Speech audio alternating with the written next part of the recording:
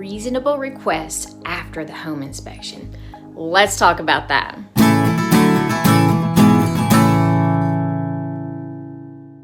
Hi, my name is Tonya Byrd. I'm with Keller Williams Realty Atlanta Partners in Peachtree City, Georgia.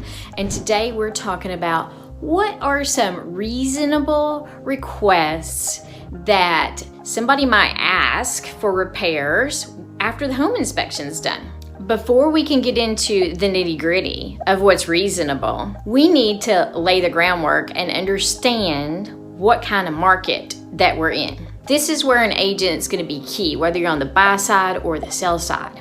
Because if you're in a red hot seller's market, where if you ask for the repairs and the seller tells you to take a hike and doesn't care if you walk away from the contract because there's 10 other people behind you waiting to buy the house, then you're not going to get by with asking for any repairs. If you're in the opposite kind of market where you're the only buyer in town, and if the repairs don't get made and you leave, then that seller's not going to be able to sell that house, then you can get by with a lot more repair requests. So now let's get into the purpose of a home inspection. The home inspector is going to come right into the house and check it out from top to bottom. They're going to make sure that all of the structural items, such as the roof and foundation, are in good condition. They're going to make sure that the major mechanicals are working, such as the HVAC system, the hot water heater, all the appliances. Are they in tip-top shape? They're going to be looking at the electrical system as well as the plumbing system to make sure everything's working there. They also may check out things such as radon levels, lead-based paint if your house is older. They may check out if you're on a well or a septic, additional well and septic tests.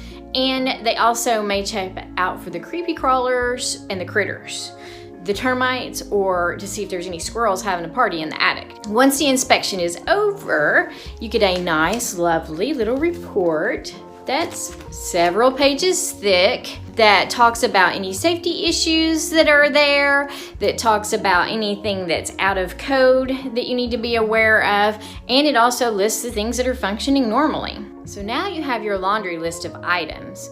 What's considered reasonable and how do you go about negotiating it? Typically what I consider reasonable is if it's a safety concern or if it's a major issue.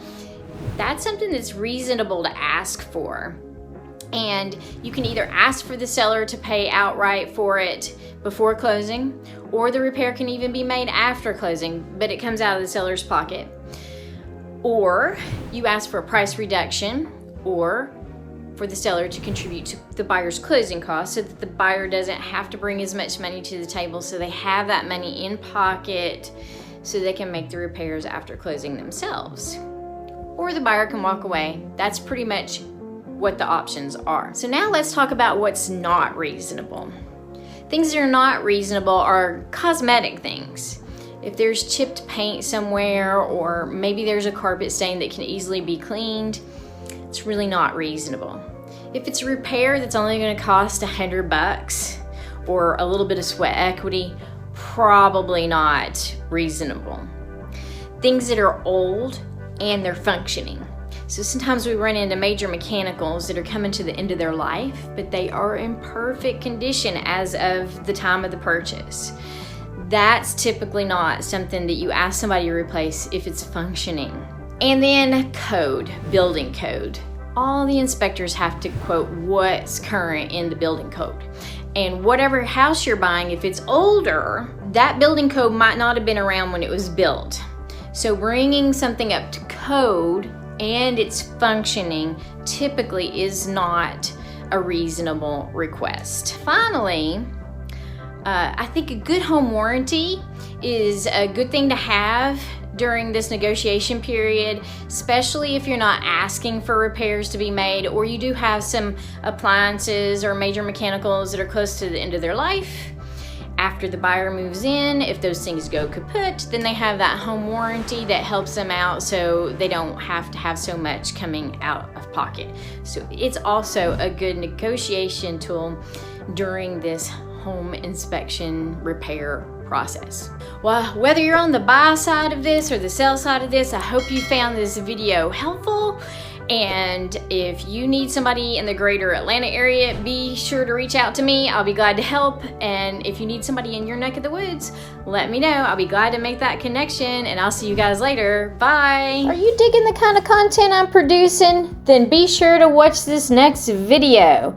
And don't forget to subscribe to my channel. That way, you'll be in the know when I release my next video.